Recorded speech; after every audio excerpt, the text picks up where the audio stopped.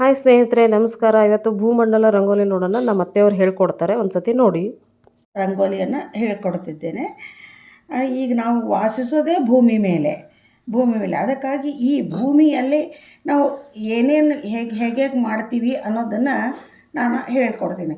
ಮೊದಲು ಇದನ್ನು ಶ್ರೀ ಬರಿಬೇಕು. ಯಾವಾಗಲೂ ದೇವ್ರ ಮುಂದೆ ಶ್ರೀ ಇಲ್ಲದೆ ರಂಗೋಲಿ ಬರೀನೇಬಾರ್ದು. ಶ್ರೀ ಬರೆದು ಆಮೇಲೆ ಭೂಮಂಡಲ ರಂಗೋಲಿ ಅಂತ ಬರಿಬೇಕು. ಬರೆದು ನಂತರ ಇದನ್ನು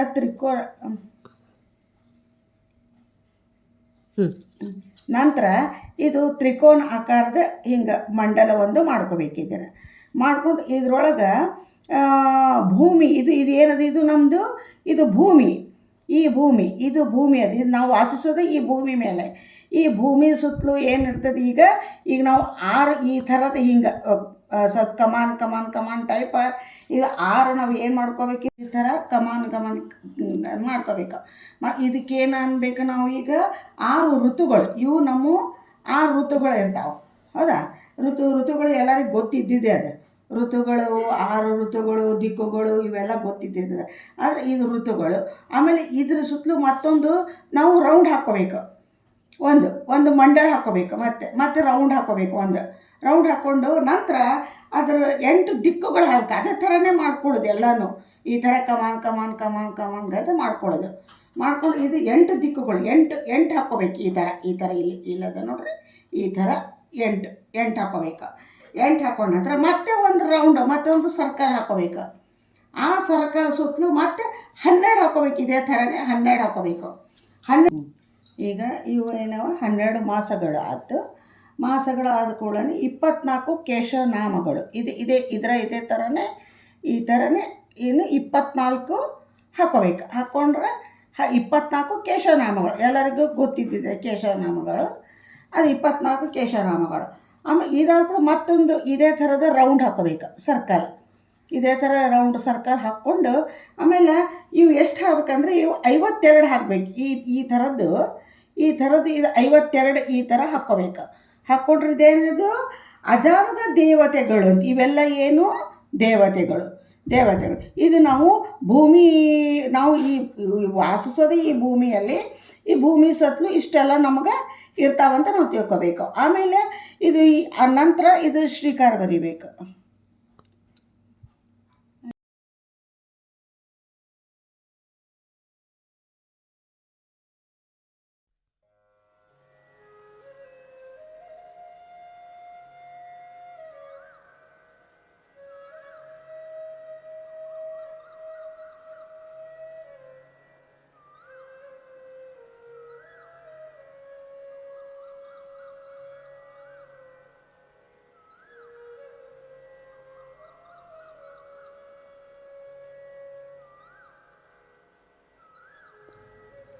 ಇದನ್ನು ನಾವು ದಿನಾಗಲೂ ಹಾಕ್ಕೋಬೇಕು ದೇವ್ರ ಮನೆಯೊಳಗೆ. ಅದು ನಿಮಗೆ ದಿನಾಗಲೂ ಅನುಕೂಲ ಆದರೆ ಹಾಕ್ರಿ. ಇಲ್ಲ ಅಂತಂದ್ರೆ ನೀವು ಶುಕ್ರವಾರ, ಮಂಗಳವಾರ ಇದು ಶ್ರೀಕಾರ ಹಾಕ್ಕೋಬೇಕು. ನಿಮಗೆ ಕನ್ನಡದಲ್ಲಿ ಬಂದರೆ ಕನ್ನಡದಲ್ಲಿ ಹಾಕೋರಿ, ಹಿಂದಿ ಒಳಗೆ ಬಂದರೆ ಹಿಂದಿ ಒಳಗೆ ಹಾಕೋರಿ. ನಿಮ್ಗೆ ಯಾವುದು ಈಸಿ ಆಗ್ತೋ ಅದನ್ನು ಹಾಕ್ಕೊಡ್ರಿ. ಇದು ಹಾಕ್ಕೊಂಡ ನಂತರ ಇದೇನದು, ಇದು ಚಕ್ರ, ಇದು ಶಂಖ, ಆಮೇಲೆ ಇದು ಗದ, ಆಮೇಲೆ ಇದು ಪದ್ಮ,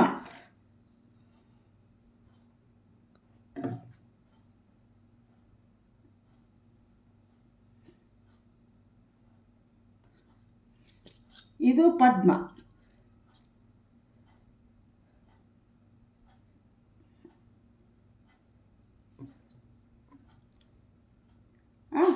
ಇದು ಕೂಡ ವಿಷ್ಣುವಿನ ಇದು ಕೂಡ ಒಂದು ವಿಷ್ಣುವಿನ ಸಂಕೇತ. ಆಮೇಲೆ ಇದು ಚಂದ್ರ, ಇದು ಸೂರ್ಯ, ಆಮೇಲೆ ಇದು ಸ್ವಸ್ತಿಕ, ಇದು ನಕ್ಷತ್ರ.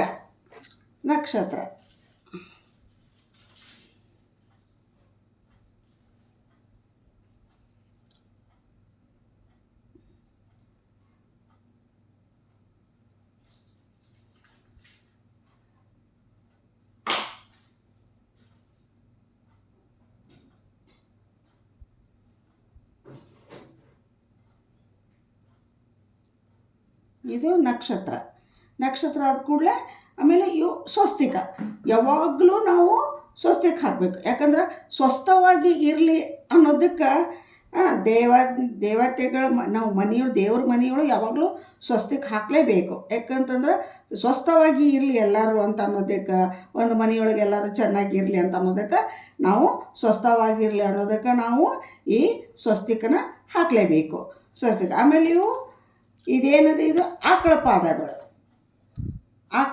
ಪಾದಗಳು 2, ಇದು ಲಕ್ಷ್ಮೀ. ಇದನ್ನೆಲ್ಲ ಆದ ಕೂಡಲೇ ಇದು ಲಕ್ಷ್ಮೀ ನೋಡೋಕೆ ಲಾಸ್ಟಿಗೆ ಎಲ್ಲದಕ್ಕೂ ಸ್ವಲ್ಪ ಅರಿಶಿನ ಘಮ ಮಂತ್ರಾಕ್ಷತೆ ಎಲ್ಲನೂ ಹಾಕಿ ಒಂದು ತುಪ್ಪದ ದೀಪ ಹಚ್ಚಿಟ್ಟು ನಮಸ್ಕಾರ ಮಾಡಿದ್ರೆ ಸಾಕು.